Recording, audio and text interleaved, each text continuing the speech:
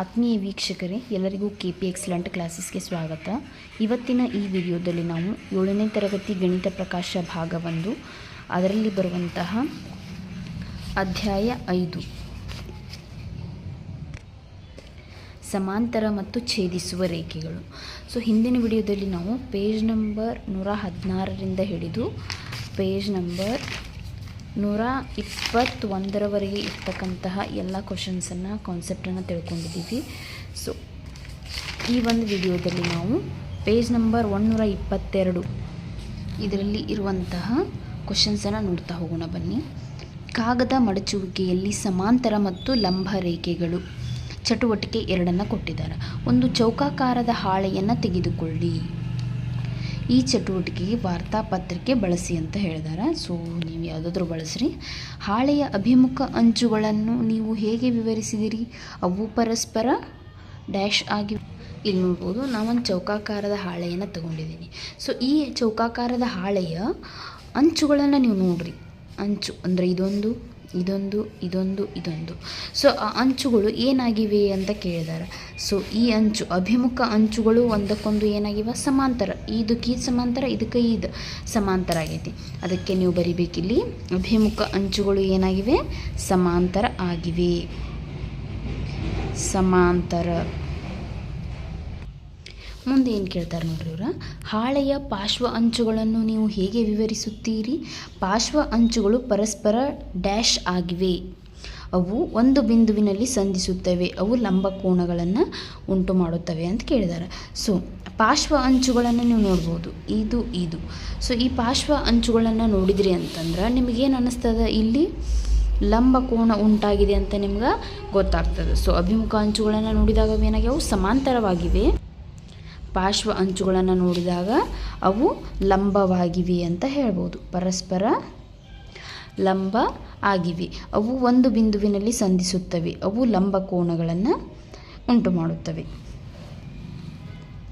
Next, ಹಾಳೆಯನ್ನು ಅಡ್ಡವಾಗಿ ಅರ್ಧದಷ್ಟು ಮಡಚಿ ಒಂದು ಹೊಸ ರೇಖೆ ಉಂಟಾಗುತ್ತದೆ ನೋಡಿ. ಅಂದರೆ ಇಲ್ಲಿ 5.7ರಲ್ಲಿ ಒಂದು ಚಿತ್ರವನ್ನು ಕೊಟ್ಟಿದ್ದಾರೆ. ಇದೇ ಹಾಳೆಯನ್ನು ನಾನು ಪರಸ್ಪರ ಈ ಅಂಚು ಸೇರುವಂತೆ ಏನು ಮಾಡಬೇಕು? ಅದನ್ನು ಮಡಿಸ್ಬೇಕು. ಗಮನಿಸ್ರಿ ಮಕ್ಕಳೇ, ಇಲ್ಲಿ ನೋಡ್ರಿ, ಪರಸ್ಪರ ನಾ ಏನು ಮಾಡಿದ್ದೆ ಅಂತಂದ್ರೆ ಅಡ್ಡವಾಗಿ ಈ ರೀತಿ ಮಡಚಿದೆ ಅಂತಂದ್ರೆ ಇಲ್ಲಿ ಯಾವ ರೀತಿ ಒಂದು ಗೆರೆ ಉಂಟಾಗಿತ್ತು, ಇಲ್ಲಿ ನನಗೂ ಸಹ ಏನು ಉಂಟಾಗಿದೆ? ಒಂದು ಮಧ್ಯದಲ್ಲಿ ಒಂದು ಗೆರೆ ಉಂಟಾಗಿದೆ. ಸೊ ಇದನ್ನು ನಾನು ಈ ರೀತಿ ಮಡಚಿ ವಾಪಸ್ ಏನು ಮಾಡಿದೆ? ತೆಗೆದಿಟ್ಟೆ ಇದನ್ನು. ಸೊ ಯಾವ ರೀತಿ ಉಂಟಾಯ್ತು? ನನಗೆ ಈ ರೀತಿ ಉಂಟಾಯಿತು. ಸೊ ಈ ರೀತಿ ನೋಡ್ಬೋದು ನೀವು ಇಲ್ಲಿ. ನೆಕ್ಸ್ಟ್, ಹೊಸ ರೇಖೆ ಉಂಟಾಗುತ್ತದೆ. ಚಿತ್ರ 5.7 ನೋಡಿ, ಇಲ್ಲಿ ಹೊಸ ರೇಖೆ ಉಂಟಾಗಿದೆ, ಕಾಣಿಸ್ತಿದೆ ಅಲ್ವಾ? ಇನ್ನು ನೆಕ್ಸ್ಟ್, ಎಷ್ಟು ಸಮಾಂತರ ರೇಖೆಗಳನ್ನು ಕಾಣುವಿರಿ? ಹೊಸ ರೇಖಾಖಂಡವು ಲಂಬ ಬದಿಗೆ ಹೇಗೆ ಸಂಬಂಧಿಸಿದೆ ಅಂತ ಕೇಳಿದೆ. ಇಲ್ಲಿ ನೋಡ್ರಿ, ಎಷ್ಟು ಸಮಾಂತರ ರೇಖೆಗಳನ್ನು ನೀವು ಕಾಣ್ತೀರಿ? ಇಲ್ಲಿ ನೋಡ್ರಿ, 1 2 3 3 ಸಮಾಂತರ ರೇಖೆಗಳು. 3 ಸಮಾಂತರ ರೇಖೆಗಳನ್ನು ನಾವು ಕಾಣಿಸುತ್ತೇವೆ. ಹೊಸ ರೇಖಾಖಂಡವು ಲಂಬ ಬದಿಗಳಿಗೆ ಹೇಗೆ ಸಂಬಂಧಿಸಿದ್ವಿ? ಲಂಬ ಬದಿ ಅಂತಂದರೆ ಇವು. ಇದಕ್ಕೆ ಹೆಂಗೆ ಸಂಬಂಧಿಸವು ಅಂದ್ರೆ 90 ಡಿಗ್ರಿ ಕೋನವನ್ನು ಇಲ್ಲಿ ಉಂಟು ಮಾಡಿದವು. ಲಂಬ ಬದಿಗಳಿಗೆ 90 ಡಿಗ್ರಿ ಕೋನವನ್ನು ಉಂಟು ಮಾಡುತ್ತವೆ ಅಂತ ಬರೀರಿ. ಹೊಸ ರೇಖಾಖಂಡವು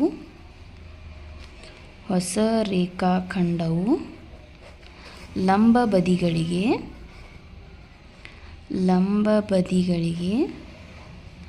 ಹೊಸ ರೇಖಾಖಂಡವು ಲಂಬ ಬದಿಗೆ 90 ಡಿಗ್ರಿ ಕೋನ ಉಂಟು ಮಾಡುತ್ತವೆ.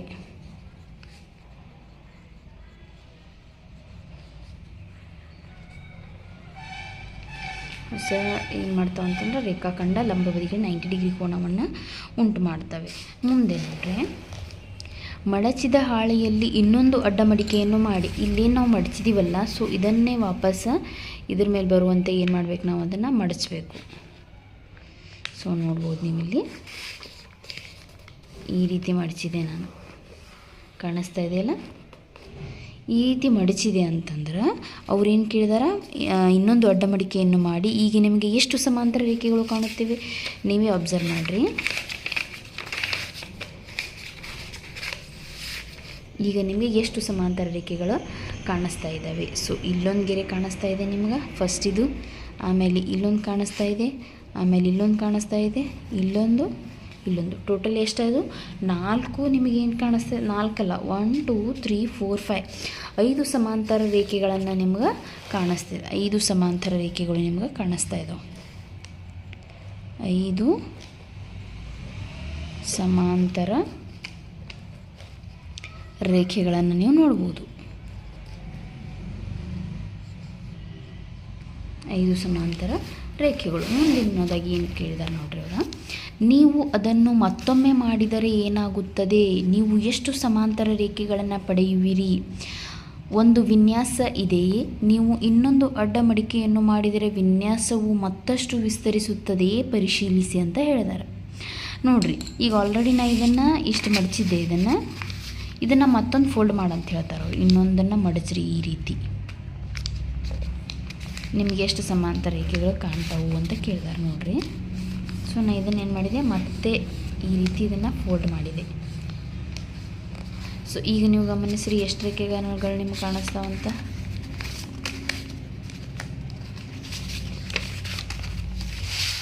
ಕಾಣಿಸ್ತಾ ಇದೆ ಅನ್ಕೋತೀನಿ ಕ್ಲಿಯರಾಗಿ ಎಲ್ರಿಗೂ. ಈಗ ನೋಡ್ರಿ ಕಾಣಿಸ್ತಾ ಇದೆ ನಿಮ್ಗೆ. 1 2 3 4 5 6 7 8 9 ಟೋಟಲ್ ಎಷ್ಟು ಕಾಣಿಸ್ತಾ ಇದ್ದಾವೆ ಹಂಗಾರೆ ನಿಮಗೆ? 9 ಗೆರೆಗಳು ಕಾಣಿಸ್ತಾ ಇದ್ದಾವೆ. ಎಷ್ಟು ಗೆರೆಗಳು ಕಾಣಿಸ್ತಾ ಇದ್ದಾವೆ? 9 ಸಮಾಂತರ ರೇಖೆಗಳನ್ನು ಪಡ್ಕೊಳ್ತೀವಿ ನಾವು. ಎಷ್ಟು ಸಮಾಂತರ ರೇಖೆಗಳನ್ನು? 9 ಸಮಾಂತರ ರೇಖೆಗಳನ್ನು ಪಡೆಯುತ್ತೇವೆ.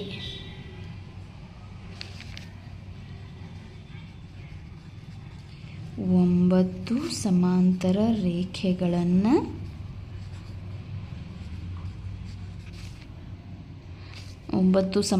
ರೇಖೆಗಳನ್ನು ಏನಾಗ್ತದೆ ಪಡೆಯುತ್ತೇವೆ.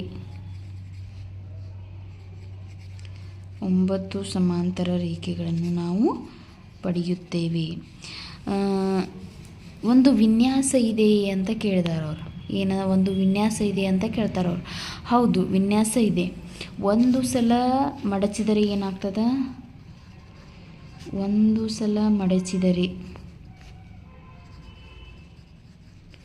3 ರೇಖೆಗಳು, 3 ಗೆರೆಗಳು ಅಥವಾ 3 ರೇಖೆ. ಆಮೇಲೆ 2 ಸಲ ಮಡಚಿದರೆ 5 ಗೆರೆ. ಆಮೇಲೆ 3 ಸಲ ಮಡಚಿದರೆ 9 ಗೆರೆ. ಸಮಾಂತರ ಗೆರೆಗಳು 9 ಆಗ್ತಾವೆ. ಹಾಗಾದರೆ ಅವ್ರು ಏನು ಕೇಳಿದಾರೆ, ಇದಕ್ಕೆ ಯಾವುದಾದ್ರೂ ಒಂದು ವಿನ್ಯಾಸ ಐತೇನಂತ ಕೇಳಿದಾರೆ. ಪ್ರತಿ ಸಲ ಮಡಿಸಿದಾಗ ಏನಾಗ್ತೈತೆ ಅಂತಂದ್ರೆ ಅದರ ಡಬಲ್ಗಿಂತ ಹೆಚ್ಚು ಏನಾಗ್ತಾವೆ ಅಂತಂದ್ರೆ ಸಮಾಂತರ ಗೆರೆಗಳ ಬರ್ತಾವೆ. ಅಂದ್ರೆ ಇದರ 2 ಹೆಚ್ಚು. 1 ಡಬಲ್ ಅಂದ್ರೆ 2, 2ಕ್ಕಿಂತ ಒಂದು ಹೆಚ್ಚೇ ಐತಿ. 2 ಡಬಲ್ 4, 4ಕ್ಕಿಂತ ಒಂದು ಹೆಚ್ಚೈತೆ 5 ಗೆರೆ.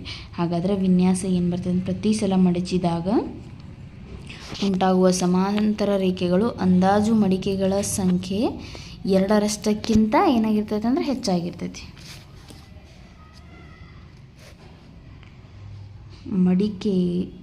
ಮಡಿಕೆಯನ್ನು ಮಾಡಿದರೆ ವಿನ್ಯಾಸ ಮತ್ತಷ್ಟು ವಿಸ್ತರಿಸುತ್ತದೆ ಪರಿಶೀಲಿಸಿ ಅಂತ ಹೇಳಿದ್ದಾರೆ.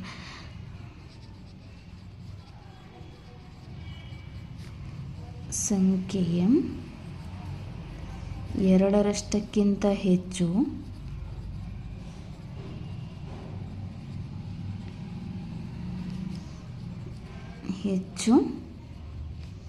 ಸಮಾಂತರ ರೇಖೆಗಳು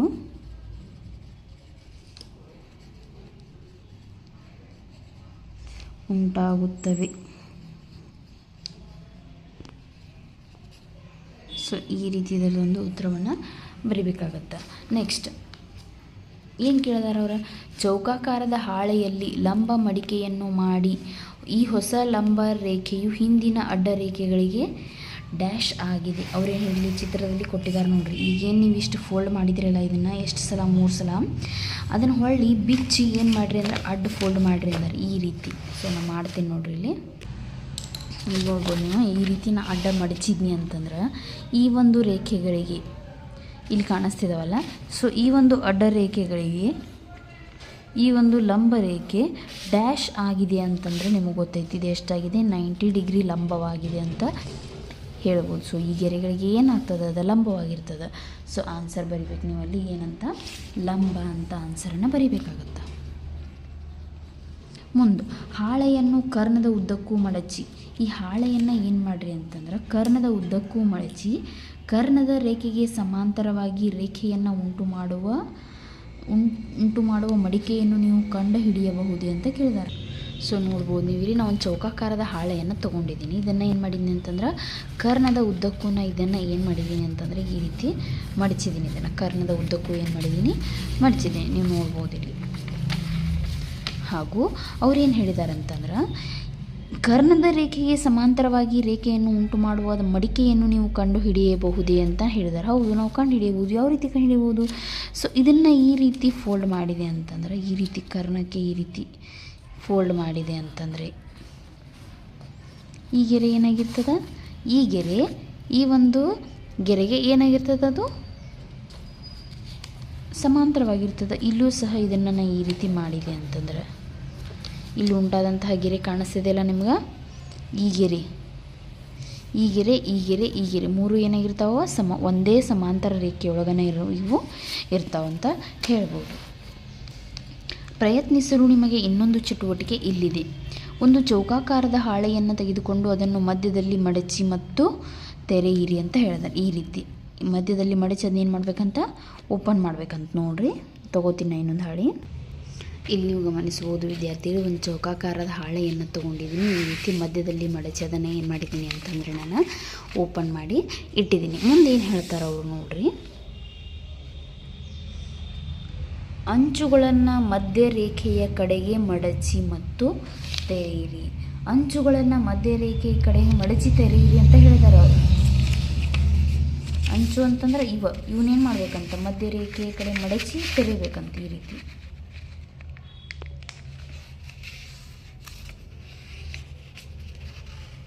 ಅಂಚುಗಳನ್ನು ಸಹ ಈ ರೀತಿ ಮಧ್ಯ ರೇಖೆಯ ಕಡೆಗೆ ಮಡಚಿ ತೆರೆಯಿರಿ ಅಂತ. ಇದು ಈ ಸೈಡು ಸಹ ನಾವು ಹಾಗೆ ಮಾಡೋಣ. ಇಲ್ಲಿ ಕಾಣಿಸ್ತದೆ ನಿಮ್ಗೆ, ಅಂಚನ್ನು ಮಧ್ಯ ರೇಖೆಯ ಕಡೆಗೆ ಮಡಚಿ ಏನು ಮಾಡ್ತಾಯಿದ್ದೀನಿ, ನಾನು ಅದನ್ನು ಓಪನ್ ಮಾಡ್ತಿದ್ದೀನಿ, ನೋಡ್ಬೋದು ನೀವು. ಸೊ ಅವ್ರು ಹೇಳಿದಂಥ ಸೆಕೆಂಡ್ ಸ್ಟೆಪ್. ಫಸ್ಟ್ ಸ್ಟೆಪ್ ಏನು ಹೇಳಿದರು, ಒಂದು ಚೌಕಾಕಾರದ ಹಾಳೆಯನ್ನು ತೆಗೆದುಕೊಂಡು ಅದನ್ನು ಮಧ್ಯದಲ್ಲಿ ಮಡಚ್ರಿ ಅಂತ ಹೇಳಿದಾರೆ. ಸೆಕೆಂಡ್ ಸ್ಟೆಪ್ ಏನು ಹೇಳಿದಾರೆ, ಅಂಚುಗಳನ್ನು ಮಧ್ಯ ರೇಖೆಗೆ ಮಡಚ್ರಿ ಅಂತ ಹೇಳಿದಾರೆ, ಕಡೆಗೆ ಮಡಚಿ ಮತ್ತು ತೆರೆಯಿರಿ ಅಂತ ಹೇಳಿದಾರೆ. ಸೊ ನೀವು ನೋಡ್ಬೋದು, ಇದನ್ನು ಮಧ್ಯ ರೇಖೆಯ ಕಡೆಗೆ ಮಡಚಿ ಇಲ್ಲಿ ಓಪನ್ ಮಾಡಿ ನಿಮಗೆ ಇಟ್ಟಿದ್ದೀನಿ. ನೆಕ್ಸ್ಟ್, ತ್ರಿಭುಜಗಳನ್ನು ರಚಿಸಲು ಮೇಲಿನ ಬಲಮೂಲೆ ಮತ್ತು ಕೆಳಗಿನ ಎಡಮೂಲೆಗಳನ್ನು ಮಡಚಿದ ಗುರುತಿಸಿರುವ ರೇಖೆಯ ಮೇಲೆ ಮಡಚಿ ಚಿತ್ರ 5.8 ಗಮನಿಸಿ ಅಂತ ಹೇಳಿದ್ರು. ಇಲ್ಲಿ ನೋಡ್ರಿ, ಈ ಕೆಳಗೆ ಚಿತ್ರವನ್ನು ಕೊಟ್ಟಿದ್ದಾರೆ. ಸೊ ಈ ರೀತಿ ಈ ಗೆರೆಗೆ ಏನಾಗಬಾರ್ದು, ದಾಟಿ ಹೋಗಲಾರ್ದ ಹಾಗೆ ಏನು ಮಾಡ್ಬೇಕಂತಂದ್ರೆ ನಾವು ಮೂಲೆಗಳನ್ನು ಮಡಚಬೇಕಾ ಅಂತ ಹೇಳಿದಾರೆ. ಸೊ ಯಾವ ರೀತಿ, ಇಲ್ಲಿ ನೋಡ್ಬೋದು, ಈ ರೀತಿ ಇದಕ್ಕಿಂತ ದೂರ ಹೋಗಬಾರ್ದ್ರಿ. ಅದು ಇಷ್ಟು ಕಾಣಿಸ್ತಿದೆಯಲ್ಲ ನಿಮಗೆ ಎಲ್ರಿಗೂ, ನೋಡ್ರಿ, ನೋಡ್ಬೋದು ನೀವು ಇಲ್ಲಿ. ಸೊ ಈ ರೀತಿ ನಾನು ಏನು ಮಾಡಿದ್ದೀನಿ, ಇದನ್ನು ಈ ರೀತಿ ಫೋಲ್ಡ್ ಮಾಡಿ. ಸೇಮ್ ಇಲ್ಲಿಯೂ ಸಹ ಅದೇ ರೀತಿನ ಮಾಡಬೇಕು ನಾವು. ಕಾಣಿಸ್ತಿದೆ ನಿಮ್ಗೆ, ಎರಡೂ ಬದಿಗಳಲ್ಲಿ ನಾನು ಏನು ಮಾಡೀನಿ, ಈ ರೀತಿ ಅದನ್ನು ಮಡಿಕೆಯನ್ನು ತ್ರಿಭುಜಾಕೃತಿಯಲ್ಲಿ ಮಡಿಕೆಯನ್ನು ಮಾಡಿದ್ದೀನಿ. ತ್ರಿಭುಜಗಳು ಮಡಚಿದ ಗುರುತಿಸಿರುವ ರೇಖೆಗಳನ್ನು ದಾಟಬಾರದು. ಹೌದು, ಈ ರೇಖೆಗಳನ್ನು ಇವೇನಾಗಬಾರ್ದು, ದಾಟಿ ಹೋಗಬಾರ್ದು. ಇಲ್ಲಿಯೂ ಸಹ ಈ ರೇಖೆಯನ್ನು ಇದು ದಾಟಿ ಹೋಗಿಲ್ಲ, ನೀವು ನೋಡ್ಬೋದು. ಎ ಬಿ ಸಿಗಳು ಕ್ರಮವಾಗಿ PQRಗೆ ಸಮಾಂತರವಾಗಿವೆಯೇ, ಏಕೆ ಅಥವಾ ಏಕೆ ಅಲ್ಲ? ಇಲ್ಲಿ ನೋಡ್ಬೋದು ನೀವು, ಎ ಬಿ ಸಿ ಇದಾವೆ, ಎ ಬಿ ಸಿ ಐತಿ, ಇಲ್ಲಿ PQR ಐತಿ. ಸೊ ಇವು ಒಂದಕ್ಕೊಂದು ಸಮಾಂತರಣ ಅಂದರೆ ಏಕ ಪಿ, ಆಮೇಲೆ BK CKR ಸಮಾಂತರವಾಗಿ ಇದ್ದಾವೆ ಏನು ಅಂತ ಕೇಳಿದ್ದಾರೆ. ಹೌದು, ನೀವು ಇಲ್ಲಿ ಗಮನಿಸಬಹುದು, ಈ ರೇಖೆ ಏನಂತ ಕೊಟ್ಟಿದ್ದಾರೆ ನಮಗವರ, ಎ ಅಂತ ಕೊಟ್ಟಿದ್ದಾರೆ. ಇಲ್ಲಿ ಕಾಣಿಸ್ತಿರುವಂಥ ಈ ತ್ರಿಭುಜದ ಬಾಹು ಎ, ಈ ಬಾಹು ಎ, ಆಮೇಲೆ ಇದು ಬಿ, ಇದು ಕಾಣಿಸ್ತಿದೆಯಲ್ಲ ಸಿ, ಇದು PQR, ಇದು ದೊಡ್ಡ ಬಾಹು, ಆರ್ನೊಂದಿಗೆ ಸಮಾಂತರ ರೇಖೆಗಳಾಗಿವೆಯೇ ಅಂತ ಕೇಳಿದ್ದಾರೆ. ನೀವು ನೋಡ್ಬೋದು ಇಲ್ಲಿ, ಇದು ಇವೆರಡು ಎಂಥ ರೇಖೆಗಳ ಪ್ಯಾರಲಲ್ ರೇಖೆಗಳು. P ಸಮಾಂತರ ಎ ನಿಮಗೆ ಕಾಣಿಸ್ತಿದೆ. ಈ ಸಿಂಬಾಲ ಸಮಾಂತರ ಅಂತ ಸೂಚಿಸ್ತದೆ. ಏನಂತ ಸೂಚಿಸ್ತತಿ? ಸಮಾಂತರ, ಪ್ಯಾರಲಲ್ ಅಂತ ಕರಿತೀವಿ. P ಸಮಾಂತರ ಎ. ಆಮೇಲೆ ಇದು ನೋಡ್ರಿ, ಈ ಕ್ಯೂ ಲೈನ್ ಎದಕ್ಕೆ ಸಮಾಂತರ ಐತಿ? ಬಿ ಲೈನಿಗೆ ಸಮಾಂತರ ಐತಿ. ಸೊ ಕ್ಯೂ ಸಮಾಂತರ ಬಿ. ಹಾಗೂ ನೆಕ್ಸ್ಟ್ ಈ ಆರ್ ಎದಕ್ಕೆ ಸಮಾಂತರ ಐತಿ? ಸಿಗೆ ಸಮಾಂತರ ಐತಿ. ಆರು ಸಮಾಂತರ ಸಿ ಅಂತ ನಾವಿಲ್ಲಿ ಬರಿಬೇಕಾಗ್ತದೆ. ಸೊ ಇಲ್ಲಿ ಬರೆಯೋಣ ನೋಡ್ರಿ. ಆದ್ದರಿಂದ ಎ ಬಿ ಮತ್ತು ಸಿಗಳು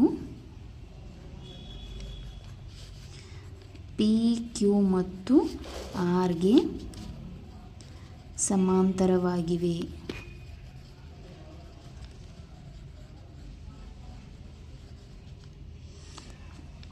ಎ ಬಿ ಮತ್ತು ಸಿಗಳು ಪಿ ಕ್ಯೂ ಮತ್ತು ಆರ್ಗೆ ಏನಾಗಿದ್ದಾವೆ?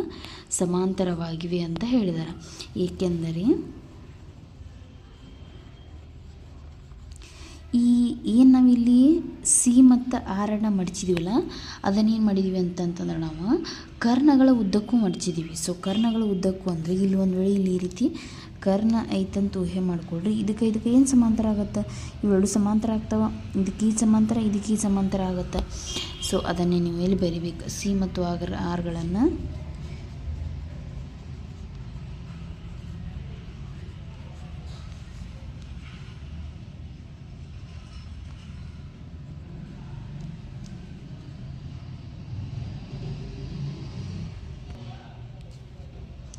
ಕರ್ಣದ ರೇಖೆಗೆ ಸಮಾಂತರವಾಗಿ ಎಳೆಯಲಾಗಿದೆ.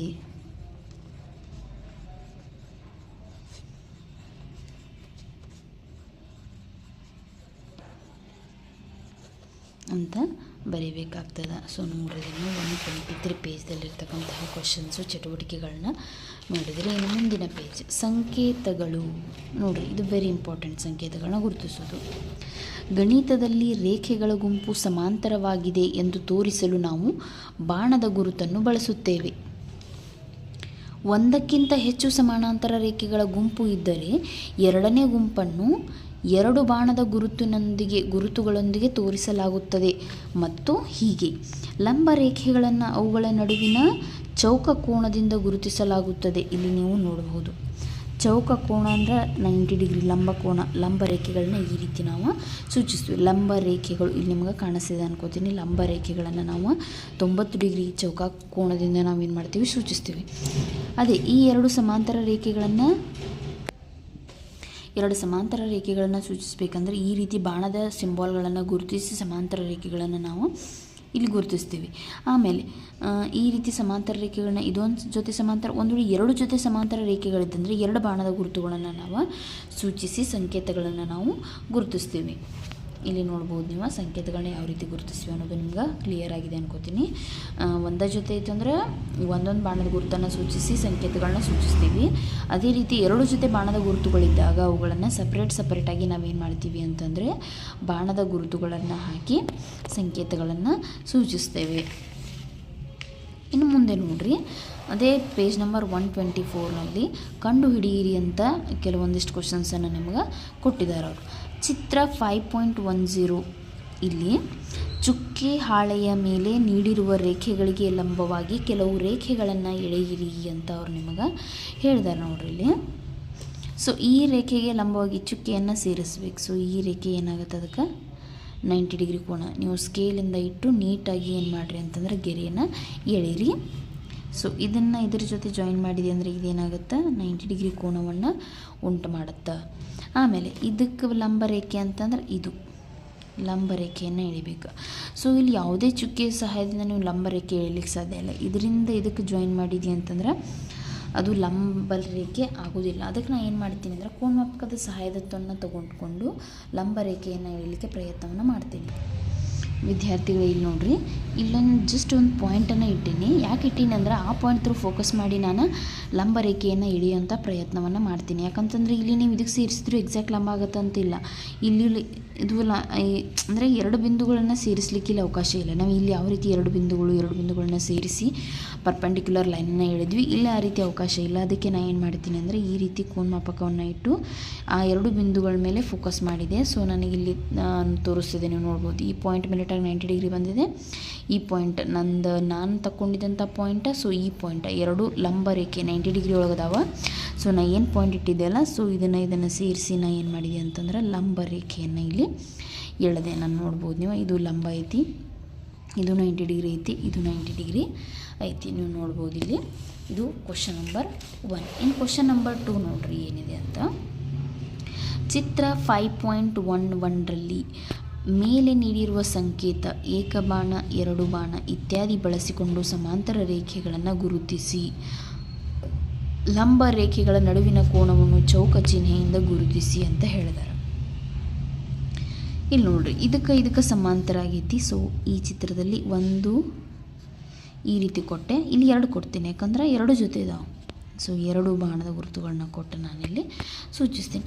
ನೀವು ಇಲ್ಲಿ ನೋಡಬಹುದು, ಇಲ್ಲಿಯೂ ಸಹ ಒಂದು ಸಮಾಂತರ ರೇಖೆ ಐತಿ, ಇಲ್ಲಿಂದ ಇಲ್ಲಿ. ಆಮೇಲೆ ಇಲ್ಲೊಂದು ಏನಿದೆ, ಲಂಬ ರೇಖೆ ಐತಿ. ಮತ್ತು ಇದಕ್ಕೂ ಸಮಾಂತರ ಆಗಲ್ಲ, ಇದು ಸಮಾಂತರ ಆಗಲ್ಲ. ಆಮೇಲೆ ನೀವು ಗಮನಿಸ್ಬೋದು, ಸಮಾಂತರ ರೇಖೆಗಳ ಒಂದು ಜೊತೆ ಇದಾವ. ಸೊ ನೀವು ಗಮನಿಸ್ಬೋದು. ಸೊ ಈ ಒಂದು ರೇಖೆಯನ್ನು ನಾನು ಎಕ್ಸ್ಟೆಂಡ್ ಮಾಡಿದೆ ಅಂತಂದ್ರೆ ಅದು ಈ ರೀತಿ ಬರ್ತದೆ. ಸೊ ಈ ರೀತಿ ಹಾದು ಹೋಗ್ತದೆ. ಅಂದರೆ ಈ ಲೈನು ಆಮೇಲೆ ಈ ಲೈನು ಏನಿದಾವೆ, ಇವೆರಡು ಪ್ಯಾರಲಲ್ ಇದಾವೆ ಅಥವಾ ಸಮಾಂತರವಾಗಿದ್ದಾವೆ ಅಂತ ಹೇಳ್ಬೋದು. ಆಮೇಲೆ ಈ ಒಂದು ಡಯಾಗ್ರಾಮಲ್ಲಿ ಬರ್ರಿ. ಸೊ ಇಲ್ಲಿ ಸಮಾಂತರ ರೇಖೆಗಳು ನಮ್ಗೆ ಕಂಡು ಬರುವುದಿಲ್ಲ, ನೋಡ್ಬೋದು. ಇಲ್ಲಿ ಯಾವ ಸಮಾಂತರ ರೇಖೆಗಳಿಲ್ಲ, ಆದರೆ ಇಲ್ಲಿ ಒಂದು ಜೊತೆ ಲಂಬ ರೇಖೆಗಳು ನಿಮ್ಗೆ ಸಿಗ್ತಾವೆ. ಇನ್ನು ಈ ಒಂದು ಇಲ್ಲಿ ಲಂಬ ಕೋನ ಅಂದರೆ ಇಲ್ಲಿದೆ ಸಮಾಂತರ ರೇಖೆ. ಸೊ ಈ ಗೆರೆ ಎರಡು ಏನಿದಾವೆ ಸಮಾಂತರವಾಗಿದ್ದಾವೆ. ಅಷ್ಟೇ ಅಲ್ಲದೆ ನೀವು ನೋಡ್ಬೋದು, ಈ ಗೆರೆ ಎರಡು ಏನಿದಾವೆ ಸಮಾಂತರವಾಗಿದ್ದಾವೆ. ಆಮೇಲೆ ನಿಮ್ಗೆ ಇಲ್ಲೂ ಒಂದು ಗಮನಿಸ್ಬೋದು, ನೀವು ಈ ಗೆರೆ ಇಲ್ಲಿ ಕಾಣಿಸೋದಿಲ್ಲ. ಈ ಗೆರೆಯನ್ನು ಎಕ್ಸ್ಟೆಂಡ್ ಮಾಡಿದ್ರೆ ಇದು ಮುಂದೆ ಹೋಗ್ತದೆ. ಸೊ ಇದು ಎರಡು ಏನಿದಾವೆ, ಇವು ಸಹ ಸಮಾಂತರ ರೇಖೆಗಳ ಆಗಿದಾವೆ. ಆನಂತರ ಸೊ ಈ ಒಂದು ಡಯಾಗ್ರಾಮ್ಗೆ ಬರ್ರಿ. 90 ಡಿಗ್ರಿ ಇಲ್ಲಿ ಆಗಿದೆ ಲಂಬ ರೇಖೆಗಳು ಸಹ, ಇವು ಸಹ ಲಂಬ ರೇಖೆಗಳು ನೀವು ಗಮನಿಸ್ಬೋದು. ಆನಂತರ ಪ್ಯಾರಲಲ್ ಲೈನ್ಸ್ ಎಲ್ಲಿದೆ ನೋಡ್ಬೋದು. ಈ ರೇಖೆಗೆ ಪ್ಯಾರಲಲ್ ಆಗಿದೆ, ಅಂದರೆ ಸಮಾಂತರವಾಗಿದೆ. ಆನಂತರ ಈ ರೇಖೆಗೆ ಏನಾಗಿದೆ ಅಂತಂದರೆ ಸಮಾಂತರವಾಗಿದೆ ಅಂತ ನಾವಿಲ್ಲಿ ಹೇಳಬಹುದು. ಹಾಗಾದರೆ ನಿಮ್ಗೆ 2 ಪ್ರಶ್ನೆಯನ್ನು ಕೇಳಿದ್ದಾರೆ. ನೀವು ಲಂಬ ರೇಖೆಗಳನ್ನು ಹೇಗೆ ಗುರುತಿಸಿದಿರಿ ಅಂತ ಕೇಳಿದ್ದಾರೆ ಅವರು. ಪರಸ್ಪರ ಇಲ್ಲಿ 90 ಡಿಗ್ರಿ ಕಂಡು ಬರ್ತಾ ಇತ್ತು ಅಂತಂದ್ರೆ ಅವುಗಳನ್ನ ನಾವು ಲಂಬ ರೇಖೆಗಳಂತಲೇ ಗುರುತಿಸ್ತೀವಿ. ಅಂದರೆ ಪರಸ್ಪರ 90 ಡಿಗ್ರಿ ಕೋನಗಳಲ್ಲಿ ಛೇದಿಸುವ ರೇಖೆಗಳು. ಪರಸ್ಪರ 90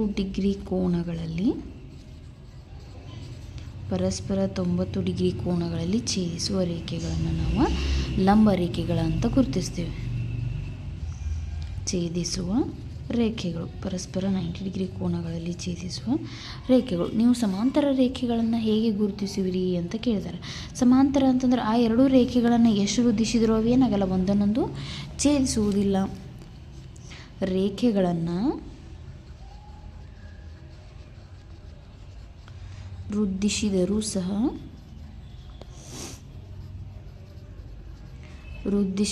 ಸಹ ಅವು ಒಂದನ್ನೊಂದು ಸಂಧಿಸುವುದಿಲ್ಲ.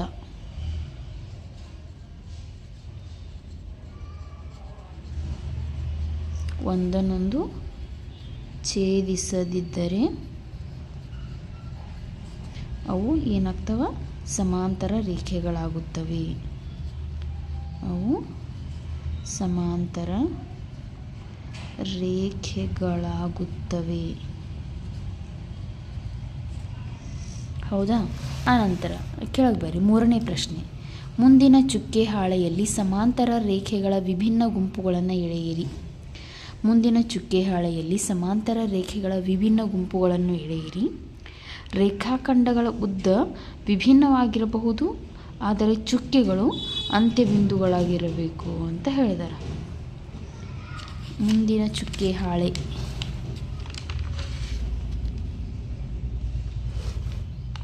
ಇಲ್ಲಿ ಕೊಟ್ಟಿದ್ದ ಚುಕ್ಕೆ ಹಾಳೆಯನ್ನು.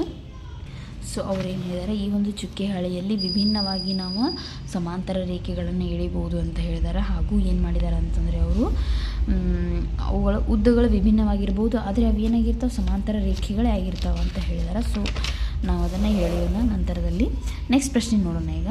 ಸಮಾಂತರ ರೇಖೆಗಳು ಹೇಗೆ ಕಾಣುತ್ತವೆ ಎಂಬುದರ ಬಗ್ಗೆ ನಿಮ್ಮ ಜ್ಞಾನವನ್ನು ಬಳಸಿಕೊಂಡು ಈ ಚುಕ್ಕೆ ಹಾಳೆರುವ ಮೇಲೆ ಎಲ್ಲ ರೇಖಾಖಂಡಗಳಿಗೆ ಸಮಾಂತರ ರೇಖೆಗಳನ್ನು ಎಳೆಯಲು ಪ್ರಯತ್ನಿಸಿ ಅಂತ ಹೇಳಿದ್ದಾರೆ. ಸೊ ನೀವು ನೋಡ್ಬೋದು ಇಲ್ಲಿ ಸಮಾಂತರ ರೇಖೆಗಳನ್ನು ನಾವು ಎಳಿಬೇಕಾಗಿದೆ. ಸೊ ಇಲ್ಲಿ ಈ ಒಂದು ರೇಖೆಗೆ ಸಮಾಂತರ ರೇಖೆ ಅಂತಂದರೆ ಇದೆ, ಸಮಾಂತರ ರೇಖೆಯನ್ನು ಎಳೆದ್ನಿ. ಆನಂತರ ಇಲ್ಲಿ ಬರ್ರಿ, ಯಾವ್ಯಾವ ರೀತಿ ಇಲ್ಲಿಂದ ಸೇರಿಸ್ಬೋದು. ಇದಕ್ಕೆ ಇದು ಸಮಾಂತರದಲ್ಲಿ, ಇದು ಸಮಾಂತರದಲ್ಲಿ ಐತಂದ್ರೆ ನಾನು ಅದನ್ನು ಏನು ಮಾಡ್ತೀನಿ, ಈ ರೀತಿ ಸೇರಿಸ್ತೀನಿ. ಆ್ಯಕ್ಚುಲಿ ಕ್ರಾಸ್ ಆಯಿತು. ಸೊ ನಾನು ಏನು ಮಾಡಿದೆ, ಸ್ಕೇಲ್ ಸಹಾಯದಿಂದ ಈ ಒಂದನ್ನು ಸೇರಿಸಿದೆ. ಸೊ ಈ ರೇಖೆಗೆ ಸೇರಿಸಿದಾಗ ಪರಸ್ಪರ ಅವೇನಾಗ್ತಾವೆ, ಸಮಾಂತರ ಆಗ್ತವೆ. ಇನ್ನು ಇಲ್ಲಿ ಬರ್ರಿ, ಇದಕ್ಕೊಂದು ನಾವು ಸಮಾಂತರ ರೇಖೆಯನ್ನು ಏನು ಮಾಡಬೇಕಾಗಿದೆ, ಎಳಿಬೇಕಾಗಿದೆ. ಸೊ ಇಲ್ಲಿಂದ ಸಮಾಂತರದಲ್ಲಿರುವ ಈ ಬಿಂದುವನ್ನು ಕನ್ಸಿಡರ್ ಮಾಡ್ತೀನಿ, ಇಲ್ಲಿಂದ ಸಮಾಂತರದಲ್ಲಿರುವ ಈ ಬಿಂದುವನ್ನು ಕನ್ಸಿಡರ್ ಮಾಡಿ, ಸೊ ಇದರಿಂದ ಇದಕ್ಕೆ ನಾನು ಏನು ಮಾಡ್ತೀನಿ ಅಂತಂದ್ರೆ ಗೆರೆಯನ್ನು ಎಳಿತೀನಿ. ಸೊ ನೋಡಿರಿ, ಇಲ್ಲಿ ಏನು ಮಾಡಿದ್ದೀನಿ, ಇದಕ್ಕೆ ನಾನು ಸಮಾಂತರ ರೇಖೆಯನ್ನು ಎಳೆದಿದ್ದೀನಿ. ಇನ್ನು ನೆಕ್ಸ್ಟ್ ಇಲ್ಲಿ ಬರ್ರಿ, ಇಲ್ಲಿ ಇದಕ್ಕೆ ಸಮಾಂತರ ಆಗುವಂತೆ ಗೆರೆಯನ್ನು ಎಳೆಯಬೇಕಾಗಿದೆ. ಇಲ್ಲಿಂದ ಸಮಾಂತರದಲ್ಲಿರೋ ಈ ಗೆರೆಯನ್ನು ಕನ್ಸಿಡರ್ ಮಾಡ್ತೀನಿ, ಇಲ್ಲಿಂದ ಸಮಾಂತರದಲ್ಲಿರೋ ಈ ಗೆರೆಯನ್ನು ಕನ್ಸಿಡರ್ ಮಾಡಿ ನಾನು ಏನು ಮಾಡ್ತೀನಿ, ಅದಕ್ಕೆ ಸಮಾಂತರ ರೇಖೆಯನ್ನು ಎಳಿತೀನಿ. ವಿದ್ಯಾರ್ಥಿಗಳಿಗೆ ಗಮನಿಸ್ರಿ, ಸಿಗೆ ಸಮಾಂತರವಾಗಿ ಇಲ್ಲೊಂದು ಲೈನನ್ನು ಎಳೆದಿದ್ದೀನಿ, ಡಿಗೆ ಸಮಾಂತರವಾಗಿ ಇಲ್ಲೊಂದು ಗೆರೆಯನ್ನು ನಾನು ಎಳೆದಿದ್ದೀನಿ. ನೀವು ಇಲ್ಲಿ ಎಳೆದಿರೋದು ಏನಾಗ್ತಿತ್ತು, ಡಿಗೆ ಸಮಾಂತರನೇ ಆಗ್ತಿತ್ತು. ಇನ್ನು ಕ್ವಶನ್ ಅರೈಸ್ ಆಗೋದು ಇಲ್ಲಿ ಜಿ ನೋಡಿರಿ, ಜಿ ರೇಖೆಗೆ ಸಮಾಂತರವಾಗಿರುವ ರೇಖೆಯನ್ನು ನಾನು ಎಳಿಬೇಕಾಗಿದೆ. ಸೊ ಯಾವ ಗೆರೆಯನ್ನು ಚೂಸ್ ಮಾಡಬೇಕಂದ್ರೆ, ಇದ್ರ ಕೆಳಗೆ ಒಂದು ಗೆರೆಯನ್ನು ಚೂಸ್ ಮಾಡಿದೆ ಅಂದ್ರೆ ಇದ್ರ ಕೆಳಗೇನೂ ಒಂದು ಗೆರೆಯನ್ನು ಚೂಸ್ ಮಾಡಿ ಅದನ್ನು ಏನು ಮಾಡಬೇಕಾಗತ್ತೆ, ನಾನು ಸೇರಿಸ್ಬೇಕಾಗ್ತದೆ. ಅಂದಾಗ ಮಾತ್ರ ಅದೇನಾಗ್ತದೆ, ಸಮಾಂತರ ರೇಖೆ ಆಗ್ತದೆ. ನೋಡ್ರಿ, ಕಾಣಿಸ್ತಿದೆ ಅಲ್ವ ಮಕ್ಕಳು, ಜಿ ರೇಖೆಗೆ ಯಾವ ರೀತಿಯ ಸಮಾಂತರ ರೇಖೆಯನ್ನು ಎಳೆದಿದ್ದೀನಿ ಅಂತ. ಇನ್ನು ಎಫ್ ನೋಡ್ರಿ, ಎಫ್ಗೆ ಸಮಾಂತರವಾದಂತಹ ರೇಖೆಯನ್ನು ನಾನು ಎಳಿಬೇಕಾಗಿದೆ. ಇಲ್ಲಿ ಎಫ್ ಈ ಒಂದು ಅಂತ್ಯ ಬಿಂದುವಿನ ಪಕ್ಕದಲ್ಲಿರ್ತಕ್ಕಂತಹ ಈ ಬಿಂದುವನ್ನು ಕನ್ಸಿಡರ್ ಮಾಡಿ, ಈ ಕೊನೆಯ ಬಿಂದುವಿನ ಪಕ್ಕದಲ್ಲಿರುವಂಥ ಈ ಬಿಂದುವನ್ನು ಕನ್ಸಿಡರ್ ಮಾಡಿ ಅವುಗಳನ್ನು ಸೇರಿಸಿದೆ ಅಂತಂದರೆ ನನಗೆ ಈ ಎಫ್ ಬಿಂದುವಿಗೆ ಸಮಾಂತರವಾದಂತಹ ರೇಖೆ ಸಿಗ್ತದೆ. ಸೊ ನೋಡಿರಿ, ಎಫ್ ಬಿಂದುವಿಗೆ ಸಮಾಂತರ ರೇಖೆಯನ್ನು ಎಳೆದಿದ್ದೀನಿ. ಸೊ ನಾವು ಈ ಅಂತ್ಯ ಬಿಂದುವನ್ನು ನೋಡಿ ಅದರಿಂದ ಸಮಾಂತರ, ಈ ಅಂತ್ಯ ಬಿಂದುವನ್ನು ನೋಡಿ ಅದರಿಂದ ಸಮಾಂತರದಲ್ಲಿರುವ ಬಿಂದುಗಳನ್ನು ಸೇರಿಸಿದ್ವಿ ಅಂದರೆ ನಮಗೇನು ಸಿಗ್ತದೆ ಅಂತಂದರೆ ಸಮಾಂತರ ರೇಖೆಗಳೇ ಸಿಗ್ತಾವೆ. ಇಲ್ಲೂ ಅಷ್ಟೇ, ಇದರಿಂದ ಕೆಳಗೊಂದು ಬಿಂದುವನ್ನು ಕನ್ಸಿಡರ್ ಮಾಡಿರಿ, ಈ ಅಂತ್ಯ ಬಿಂದುವಿನಿಂದ ಕೆಳಗೊಂದು ಬಿಂದುವನ್ನು ಕನ್ಸಿಡರ್ ಮಾಡಿರಿ. ಆ ಎರಡು ಬಿಂದುಗಳನ್ನು ಜಾಯಿನ್ ಮಾಡಿದ್ರಿ ಅಂತಂದ್ರೆ ನಿಮ್ಗೆ ಎಚ್ ಬಿಂದುವಿಗೆ ಸಮಾಂತರವಾಗಿರುವಂಥ, ಎಚ್ ರೇಖೆಗೆ ಸಮಾಂತರವಾಗಿರುವಂಥ ರೇಖೆ ಸಿಗ್ತದೆ. ಸೊ ನೋಡ್ರಿ, ಇಲ್ಲಿ ಇದರಿಂದ ಅಂತ್ಯ ಬಿಂದುವಿನಿಂದ ಒಂದು ಬಿಂದು ಶಿಫ್ಟ್ ಕೆಳಗಿಳಿದೆ, ಈ ಅಂತ್ಯ ಬಿಂದುವಿನಿಂದ ಒಂದು ಶಿಫ್ಟ್ ಕೆಳಗಿಳಿದ್ನಿ, ಒಂದು ಬಿಂದು ಕೆಳಗಿಳಿದ್ನಿ. ಸೊ ಎರಡನ್ನೂ ಏನು ಮಾಡಿದೆ, ಜಾಯಿನ್ ಮಾಡೋದ್ರಿಂದ ನಿಮಗೆ ಎಚ್ ಬಿಂದುವಿಗೆ ಸಮಾಂತರವಾಗಿರುವಂತಹ ಲೈನ್ ಸಿಗ್ತದೆ. ಅವುಗಳಲ್ಲಿ ಕೆಲವನ್ನು ರಚಿಸಲು ನಿಮಗೆ ಸವಾಲಾಯಿತು. ಹೌದು, ನನಗೆ ಸವಾಲಾಯಿತು. ಯಾವುದು, ಎಚ್, ಜಿ, ಎಫ್ ಇವುಗಳನ್ನು ಎಳೆದು ನನಗೇನಾಯ್ತು, ಸವಾಲಾಯ್ತು. ಬರಿಬೇಕು ನೀವು. ಹೌದು, ಕೆಲವನ್ನು ರಚಿಸಲು ನಮಗೆ ಸವಾಲಾಯಿತು. ಹೌದು,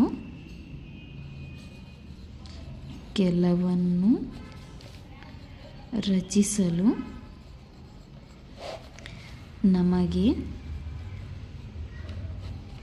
ಸವಾಲಾಯಿತು.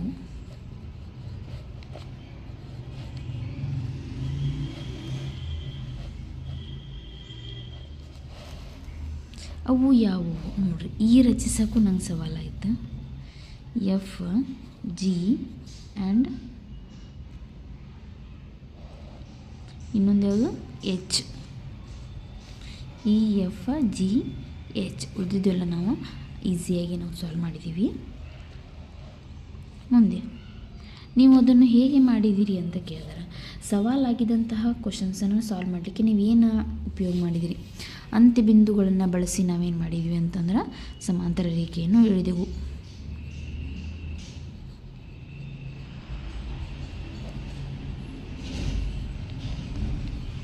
ಸಮಾನ ದೂರದಿಂದ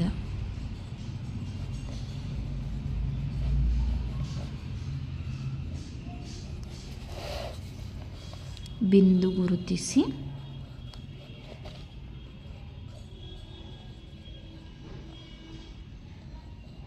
ಎಳೆಯಿದೆವು ಅಂತ ಬರೆದ್ಬಿಡ್ರಿ. ಹೌದಾ? ನೆಕ್ಸ್ಟ್ 5ನೇ ಪ್ರಶ್ನೆ. ಚಿತ್ರ 5.13ಯಲ್ಲಿ ಯಾವ ರೇಖೆಯು ಎಗೆ ಸಮಾಂತರವಾಗಿದೆ? ರೇಖೆ ಬಿ ಅಥವಾ ರೇಖೆ ಸಿ, ನೀವು ಅದನ್ನು ಹೇಗೆ ನಿರ್ಧರಿಸಿದಿರಿ ಅಂತ ಕೇಳಿದ್ದಾರೆ. ಅವುಗಳ ನಡುವಿನ ಅಂತರವನ್ನು ನೋಡ್ಬೇಕು ನೀವು ನೋಡ್ರಿ ಇಲ್ಲಿ ಎದಿಂದ ಈ ಪಾಯಿಂಟ್, ಈ ಅಂತ್ಯಬಿಂದುವಿನಿಂದ ಈ ಅಂತ್ಯಬಿಂದುವಿನ ನೋಡ್ರಿ 1.5 ಸೆಂಟಿಮೀಟ್ರ್ ಏನೈತಿದ ಡಿಸ್ಟೆನ್ಸ್ ಐತಿ. ಅಂದರೆ ಇಲ್ಲಿ ನೋಡ್ರಿ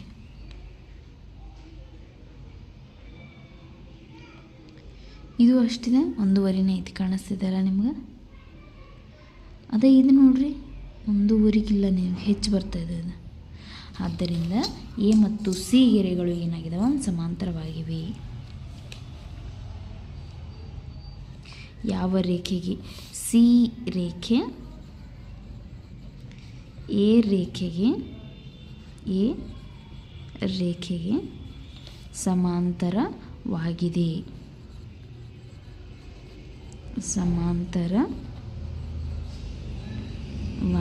ಅಂತ ನಾವು ಹೇಳ್ಬೋದು.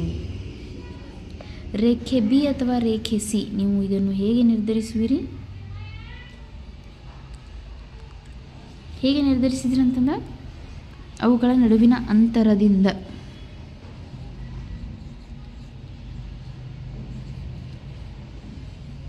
ಅವುಗಳ ನಡುವಿನ ಅಂತರ ಪರಿಗಣಿಸಲಾಯಿತು. ಪರಿಗಣಿಸಿ ನಾವೇನು ಮಾಡಿದ್ವಿ ಅಂತಂದ್ರೆ ಎ ಮತ್ತು ಸಿ ಸಮಾಂತರ ಅದಾವಂತ ನಾವು ನಿರ್ಧರಿಸಿದ್ದೀವಿ. ಹೌದಾ? ಇಲ್ಲಿವರೆಗೂ ನಮ್ಗೆ ಪೇಜ್ ನಂಬರ್ 126ವರೆಗೆ ಬರ್ತಕ್ಕಂತಹ ಕಂಡುಹಿಡಿಯಿರಿ ಪ್ರಶ್ನೆಗಳಾಗಿರ್ಬೋದು, ಹಾಗೆ ಲಂಬ ರೇಖೆಗಳು ಮತ್ತು ಅವುಗಳ ಸಂಕೇತಗಳ ಬಗ್ಗೆ ವಿವರಣೆಯನ್ನು, ಚಟುವಟಿಕೆಯನ್ನು, ಇವುಗಳ ಬಗ್ಗೆ ಎಲ್ಲ ವಿವರಣೆಯನ್ನು ನಿಮಗೆ ನೀಡಿದ್ದೀನಿ. ಸೊ ಯಾರಾದರೂ ವಿಡಿಯೋನ ನೋಡ್ತಾ ಇದ್ರಿ ಅಂತಂದ್ರೆ ಪ್ಲೀಸ್ ಲೈಕ್ ಮಾಡಿರಿ, ಶೇರ್ ಮಾಡಿರಿ ಹಾಗೂ ಸಬ್ಸ್ಕ್ರೈಬ್ ಮಾಡಿರಿ. ಸಬ್ಸ್ಕ್ರೈಬ್ ಮಾಡಿ ಪಕ್ಕದಲ್ಲಿರ್ತಕ್ಕಂತಹ ಬೆಲ್ ಐಕನ್ನ ಪ್ರೆಸ್ ಮಾಡಿದ್ರಿ ಅಂತಂದ್ರೆ ನಿಮಗೆ ಮುಂದಿನ ವೀಡಿಯೋಸ್ದ ನೋಟಿಫಿಕೇಷನ್ ಬರ್ತಾ ಹೋಗುತ್ತೆ. ಸೊ ನೀವು ಈಸಿಯಾಗಿ ಹೊಸ ವಿಡಿಯೋ ಬಗ್ಗೆ ಅಪ್ಡೇಟ್ಸನ್ನು ತಿಳ್ಕೊಬಹುದಾಗಿದೆ. ಸೊ ಮುಂದಿನ ಒಂದು ವಿಡಿಯೋದಲ್ಲಿ ನಾವು ಛೇದಕ ರೇಖೆಗಳ ಬಗ್ಗೆ ತಿಳಿತಾ ಹೋಗೋಣ ಹಾಗೂ ಅದರ ಮೇಲಿರ್ತಕ್ಕಂತಹ ಕಂಡುಹಿಡಿಯಿರಿ ಪ್ರಶ್ನೋತ್ತರಗಳನ್ನು ಒಂದೊಂದಾಗಿ ಸಾಲ್ವ್ ಮಾಡಿ ನಿಮ್ಗೆ ತಿಳಿಸುವಂಥ ಪ್ರಯತ್ನವನ್ನು ಮಾಡ್ತೀನಿ. ಸೊ ಎಲ್ಲರಿಗೂ ಧನ್ಯವಾದಗಳು.